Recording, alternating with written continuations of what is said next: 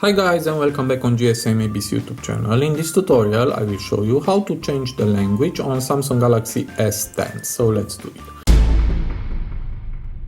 So to do that it is very easy. Just swipe the top bar and press on the settings icon, and here just scroll down and go to general management. Press on that, and here press again on language and input. And here we have the language. Now it's on English United States. Just hit on that, and if you want to change the language of your phone, just hit add language, and from here you can pick up the desired language.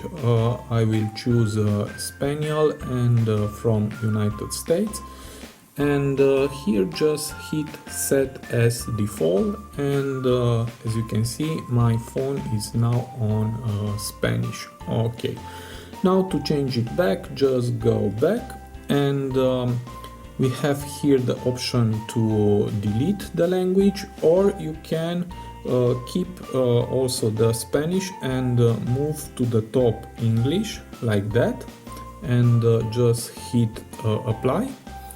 And now my phone is on English, and if you want to delete Spanish, just hit remove, select Spanish and hit remove, and again, and now you have only English on your phone. So as you can see, it is very easy. I hope this tutorial to be useful for you, and see you to the next. Have a nice day.